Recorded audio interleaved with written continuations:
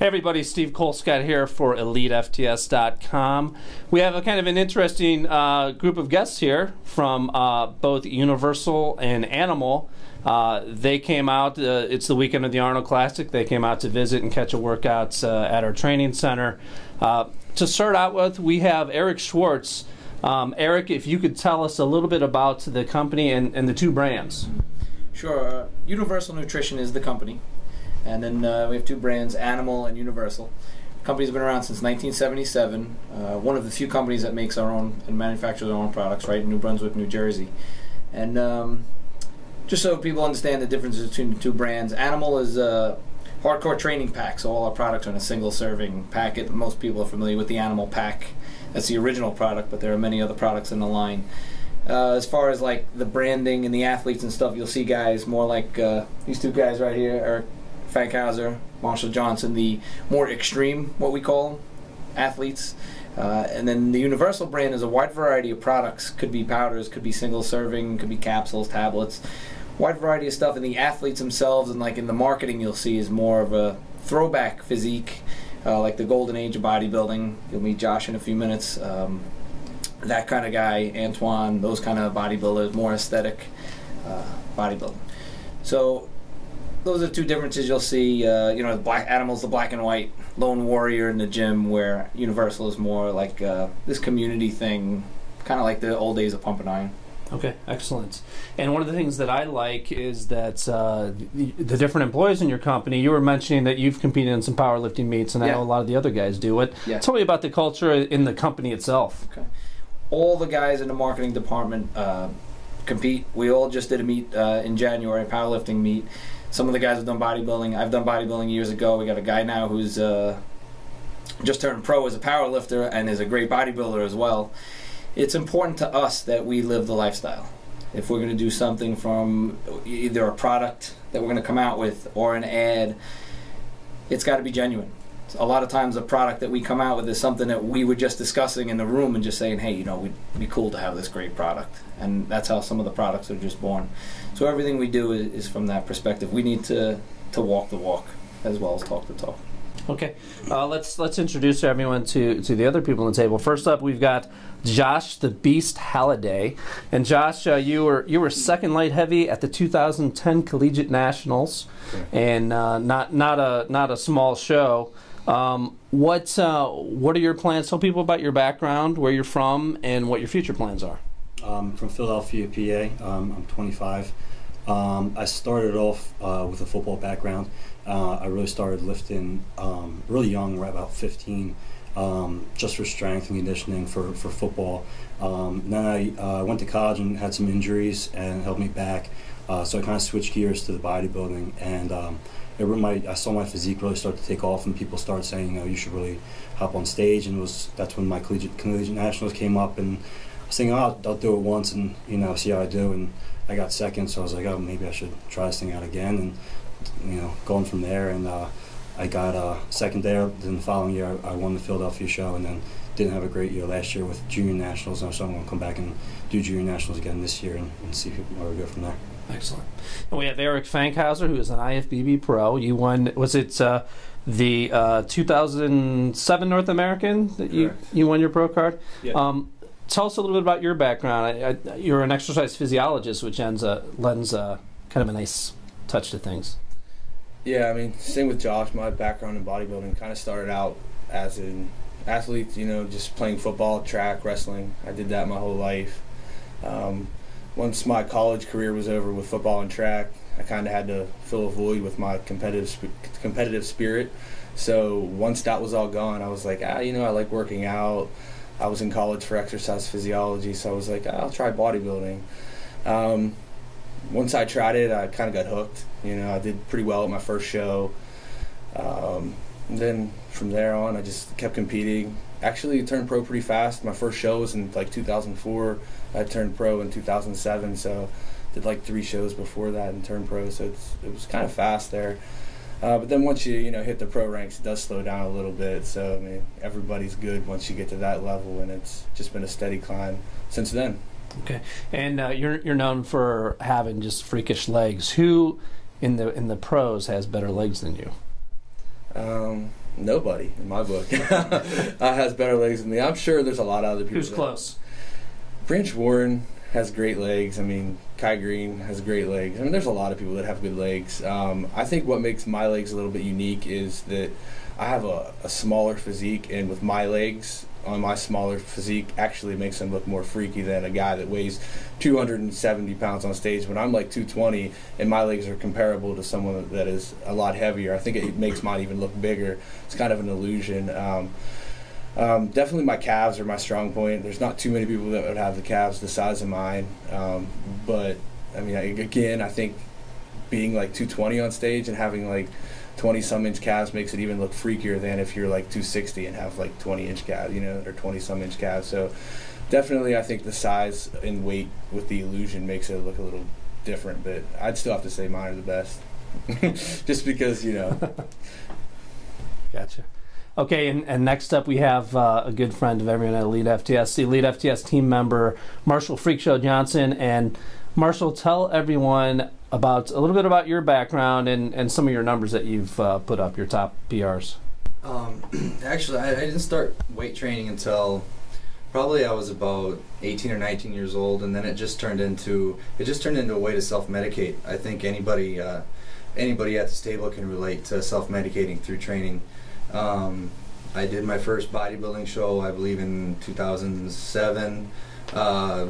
It was a local show. You know, I got 5th in a fairly big class, and I decided to take it a little more serious. And the next year, I came back and got 2nd. But where I fell into trouble was I had met a friend who's into powerlifting, and you know, lifting heavy weights and eating a lot just had a little more prestige to me than bodybuilding. I'll always have a tremendous amount of respect for bodybuilding. It's definitely a lifestyle. It's definitely something that I'd like to do again, because it's something that very small population can do. I've been powerlifting for I think 4 years now. I've been with Elite. I think this marks probably the first year that I've been with Elite. I've been with Elite for a year now. Since I've been with Elite, I've set three national records for squat 1052, deadlift 811, and total with 2560 something. And yeah, I'm just loving every second of powerlifting and being a part of Elite FTS. And another one of my goals was to be with Animal, and I've been very fortunate enough to get on with Animal, and I'm very excited to see where that takes me. Excellent. And you know, to get on to the next thing, and we'll start with Erik here. How old were you when you started training, and what Marshall talked a little bit about his motivation? What was your motivation to get going? And I must have been around 16 or 17. I was the typical skinny kid in school. I was 110 pounds, soaking wet, and didn't want to be skinny anymore. So I just started training. I was lucky enough early on to get to go to a hardcore gym, learn from a lot of guys. They pushed me to do a competition. I had no interest in it whatsoever to do a bodybuilding show, but once I did, I was kind of hooked on it. Okay. And ever since, I just love training. And how I got into powerlifting was interesting. Did bodybuilding for years, stopped competing, but kept training. Still enjoyed that aspect of it. And was turning 40. Said I had to do something competitive, and just started doing powerlifting, and now just fell in love with it. Okay. And your big mistake was now you're with a group of guys that make you feel skinny again. Yeah, this is a problem. I need to hang out with smaller people. Okay, Marshall, we'll roll back this way. Talk about, you mentioned self-medicating. Explain that to us and how that works. You know, I don't necessarily need to get into my story, but you know, it wasn't ideal most of my life, and going to the gym was just a way of, you know, not going to the bars and drinking, not getting into the drug scene, just going to the gym and killing yourself for 2 hours and then doing it again the next day. You can slay a lot more demons with the bar than you can with the bottle, that's definitely sure. Okay. And Erik? What is your motivation to train? My motivation to train would definitely just to better myself every time that I come into the gym, every show that I do. Some motivation is obviously my family, my kids, my son. He picks up good work habits by watching me work out, and healthy eating from watching what I eat. Both my kids eat pretty healthy because they see what I'm eating, and I think that's always a good thing with bodybuilding, is definitely the healthy habits of eating, nutrition and all that. And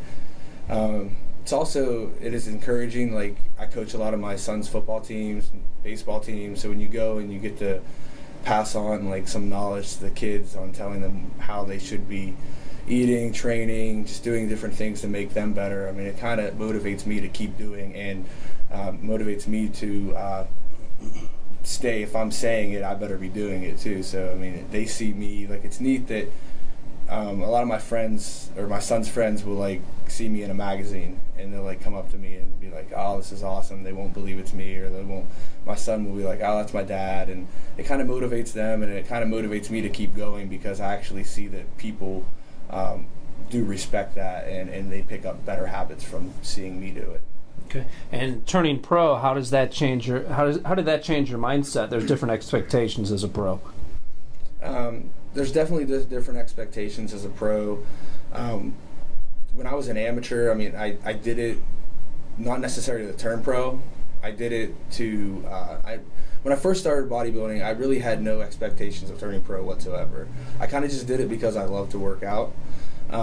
Once I kind of got closer and did nationals once, and seen that I had the potential to turn pro, then obviously I worked harder and turned pro the next year.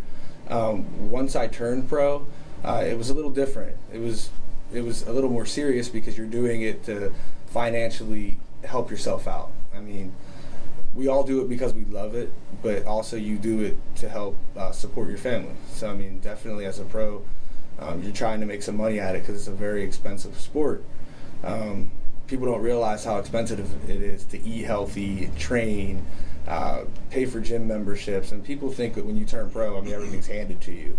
It's definitely not handed to you. It's actually harder for me now, and more expensive for me now to even to keep getting better as a pro. So I mean, definitely it's definitely changed since I've turned pro, but it's harder, because everybody is at that level, and when everyone's at that level, it just takes more dedication and more work. Okay. And Josh, why do you train? I can definitely relate to both Erik and Marshall. Like he said, it was a release for me, like 2 hours a day, where just a vacation where I get out and focus on me and get away from the world. And then once I started to see myself progress, it was kind of like Erik said, you kind of see yourself grow, and everything you do is in your own hands. With bodybuilding, you can't blame anybody else. Like a team sport, football or baseball, you can blame it on somebody else lost, but if you're not bettering yourself, it's on you. So when you see yourself in magazines, or you see yourself on ads, or people looking up to you, it's really motivational and cool to see. This is because of what I did, and so it's just a little bit every day, bettering yourself and getting in there and being the best you can be. Okay, and you mentioned the junior nationals. Your goal is to do better, or hopefully win that. Mm-hmm. What is your ultimate goal down the road? It would be to be pro, definitely turn pro. I don't see that happening this year, but I definitely see that happening in the near future. If I continue to grow and better myself, it's something that I would love to see happen. Okay, and Erik, what's your ultimate goal in the sport? That's a hard question there. I really don't have an ultimate goal. Obviously, my goal is to keep getting better. My goal once I realized that I was going to turn pro, it was to turn pro and be on the Olympia stage before I was 30. So I've achieved both of those. So now, ultimately, I would like to obviously win a pro show. That would be an awesome thing for me. I mean, I've always wanted to do that, and that's kind of what I'm striving for now. I know I'm never going to be Mr. Olympia. As long as I keep getting better, as long as I keep progressing in the sport, then that's definitely my long-term goal. It's just to stay at it as long as I can. Okay. And Marshall, you're big into goals, and you mentioned previously your 2 goals, getting with the 2 teams you're on. What goals do you have in your lifting? Pretty much where it goes from now is through a powerlifting meet called Relentless, which you'll be hearing a lot about. I'm not going to take the time to get into it, but it's giving me an opportunity to take what I love and my passion, which is powerlifting, and to use my tools to help to benefit other people.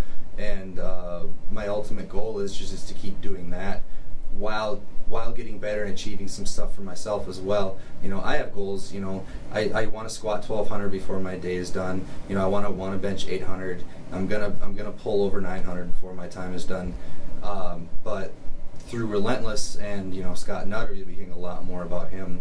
I'm able to take what I'm good at and use it to benefit other people, and that's just my ultimate goal, is to keep doing that. Okay.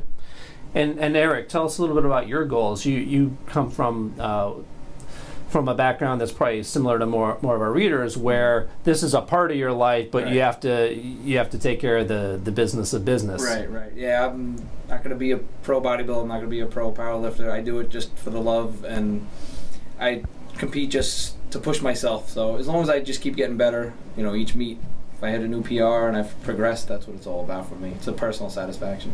Okay. And getting back to, I asked you guys what your ultimate goals are. What do you think are the biggest hurdles you need to overcome to make that happen? Erik? Life. There's always challenges in life. Usually it's like the small things or the things that cause you stress in life. Those things usually some of the hardest things to overcome. So, you know, I just try and keep consistent at it. That's the most important thing. Keep driving forward. Life's always going to throw you a curveball. It's always going to hit you hard, but you just got to keep, you know, just keep going towards that goal. Okay. And Marshall, your biggest hurdles? My biggest hurdles are going to be myself. You know, I've chosen a path for myself that doesn't really present a lot of monetary value. I put all of my energy, all of my time, all of my passion into powerlifting, and powerlifting doesn't pay. You know, I've never wanted to be a doctor. I've never wanted to be a lawyer. You know, I've never wanted a career. The only thing I've ever known was training. And probably the biggest problem with that is now that I'm married. You know, when you're single and, you know, you kind of screw up your own life, following these dreams, you make sacrifices, you don't pay this bill, you know, you just really screw things up. But now you got someone tied to you, you know, now you got someone else to look out for, and if you screw up, you're hurting them. So my biggest hurdle is finding that happy balance between chasing my dreams and, you know, giving my wife the things that she deserves. Okay. Erik, your biggest hurdle? I would say it's probably pretty much the same as his. I mean, it comes down to just time. It comes down to myself, as in staying motivated, staying on my game. I mean, since I've had kids, I mean, I've obviously put bodybuilding a little bit by the side. I mean, obviously, I still work a full-time job, so it is hard to get all my training in. It's hard to spend family time and get into the training and do my work. So I mean, the biggest hurdle is definitely finding balance. It's for everything. I think everybody can find balance. It's just a matter of finding the balance that you want personally. I know there's a lot of people that always ask, like, how do you find time in a day to do everything that you do? For me, I always make time. You can always eliminate something or make your time more valuable, as in doing things instead of just slacking off. Or there's not a lot of days where I just go home and sleep or just sit around on the couch. I mean, it's always, I get up at 4 a.m. It's kind of like the same thing every day. I'm up at 4 a.m. I'm at work by 5. I'm done by 2. I train till 4. I go to my son's practices from 5 to 8. I go back home and I go to bed. It's like the same thing. It's just that I've structured it. That's how it works in my life, and it's basically finding what fits your schedule, and so you can have your goals. But definitely it would be time and just motivation to keep me on that schedule. So you've had to give up HBO, it sounds like. Yeah, there's not much TV time in my house. On my days off, I mean, I'll watch a little bit of TV, but still, usually on my days off, it's just I'm trying to catch up with something else. So definitely time is my biggest challenge. Okay. Josh, how about you? I'd say time and also staying healthy. Like you said, you know, bodybuilding doesn't pay the bills, so I work a full-time job as well. So getting all my meals in, getting training in, getting all that done to try to grow the physique that I want to be a pro someday. You know, budgeting time is really, you know, really key. And then to be a pro, I definitely have to get my legs and my back up. So staying healthy, I tore my hamstring twice and my quad once. So if I can stay healthy, you know, get those body parts up, I think I have a chance in the next couple of years. Okay, excellent. Thank you, guys. Thank you.